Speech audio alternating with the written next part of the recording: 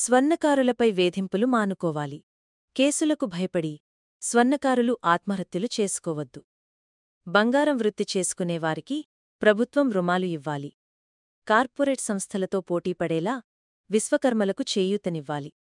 ఇవి అన్నీ ఎమ్మెల్సీ కవితగారు చేసిన వ్యాఖ్యలు. స్వర్ణకారుల సమస్యలను ప్రభుత్వం గమనించి తగిన చర్యలు తీసుకోవాలని ఆమె డిమాండ్ చేశారు.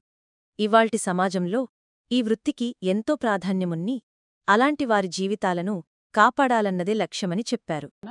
అందరికీ నమస్కారం.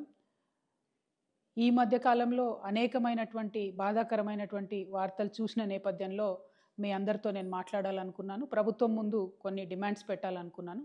ప్రధానంగా స్వర్ణకార వృత్తిలో ఉన్నటువంటి అనేక మంది ఆత్మహత్యలకు సంబంధించినటువంటి అంశాలు ఈ మధ్య పత్రికలలో, టీవీ ఛానల్లో చూసి చాలా బాధపడుతూ వచ్చాము. వాస్తవానికి విశ్వకర్మలందరూ వారి చేతి వృత్తులన్నీ కూడా తెలంగాణకే కాదు యావత్ భారతదేశానికి ఊపిరిపోసినటువంటి వృత్తి పనులు ఇవన్నీ కూడా. అవన్నీ నెమ్మదిగా కార్పొరేట్ సంస్థలు వచ్చిన తర్వాత మరి మరుగున పడుతూ వచ్చినటువంటి విషయం మనందరం కూడా గమనిస్తున్నాము.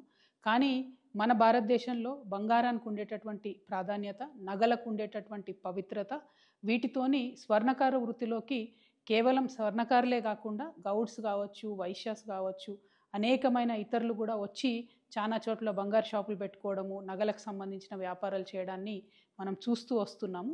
అయితే పెద్ద పెద్ద సంస్థలు, మలబార్ లాంటి సంస్థలు, ఇంకోటి పెద్ద పెద్ద సంస్థలు వచ్చినటువంటి నేపథ్యంలో, రెడీమేడ్ షాపులు వచ్చినటువంటి నేపథ్యంలో స్వర్ణకారులకు వారి జీవనము నడవడమే ఇబ్బందిగా జరుగుతున్నటువంటి పరిస్థితిని కూడా మనం గమనిస్తున్నాం. అయినా ఒక మహిళగా ఒక మెట్టెలు చేయించాలన్నా, ఒక మంగళసూత్రం చేయించాలన్నా మనం ఇప్పటికి కూడా స్వర్ణకారుల దగ్గరికే పోతాం తప్పితే బంగారం షాపుకి పోయి కొనుక్కోవాలని అనుకోము. కాబట్టి ఇంత పవిత్రమైనటువంటి వృత్తి, ఆ వృత్తి చేసేటటువంటి వారందరినీ, వారి కుటుంబాలని కాపాడుకోవాల్సినటువంటి బాధ్యత మనందరి మీద కూడా ఉన్నది. ముందుగా స్వర్ణకారుల మిత్రులందరినీ కూడా నేను కోరుతా ఉన్నాను, ఏ సమస్య కూడా జయించలేనిది కాదు. మనందరం కలిసికట్టుగా ఉండి జయిద్దాం. దానికి సంబంధించి మీరు మనసు బాధ పట్టుకోకండి, ఆత్మహత్యలకు మాత్రం మీరు వెళ్ళొద్దండి. సైనైడే ఇవాళ పెరగన్నమయ్యేటటువంటి పరిస్థితి మరి స్వర్ణకారుల విషయంలో జరుగుతున్నది. చాలా బాధాకరంగా ఉన్నది. మీ అందరినీ నేను రిక్వెస్ట్ చేస్తూ ఉన్నాను. నేను ఎంపీగా ఉన్నప్పుడు మా నిజామాబాద్ జిల్లాలో ఈ యాక్ట్ 411 ఏదైతే ఉందో అది పెట్టకుండా దొంగ బంగారం కేసులో ఈ స్వర్ణకార వృత్తులు చేసేటటువంటి వాళ్ళను పోలీసులు ఇబ్బంది పెట్టకుండా నా వంతు ప్రయత్నం నేను ఆనాడు చేయడం జరిగింది. కానీ ఇవాళ ఇది రాష్ట్ర వ్యాప్తంగా చాలా పెద్ద ఎత్తున జరుగుతున్నది. ఈవెన్ ఏపీ, తెలంగాణ 2 రాష్ట్రాల్లో కూడా చాలా పెద్ద ఎత్తున ఈ సమస్య ఉన్నది.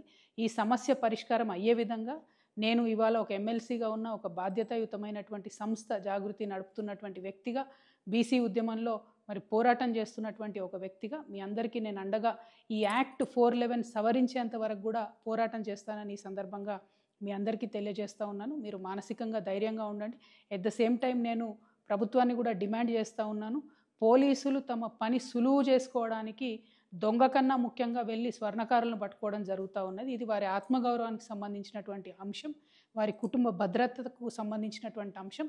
కాబట్టి పోలీసు వాళ్ళు చాలా సున్నితంగా ఈ వ్యవహారాన్ని డీల్ చేయాలని చెప్పి కూడా నేను కోరుతా ఉన్నాను. ఎట్ ద సేమ్ టైం మనం అభివృద్ధి కోసం కూడా చాలా ప్రయత్నం చేయాలి. కాంగ్రెస్ పార్టీ కామారెడ్డి డిక్లరేషన్లో వృత్తి పనిదారులందరికీ కూడా ప్రతి జిల్లా హెడ్ క్వార్టర్లో 5 ఎకరాల స్థలం ఇచ్చి షాపింగ్ మాల్స్ కట్టిస్తామని చెప్పడం జరిగింది. అట్లానే పర్టికులర్లీ స్వర్ణకారులకు సంబంధించి అనేకమైన స్కీమ్స్ ఇస్తామని చెప్పడం జరిగింది.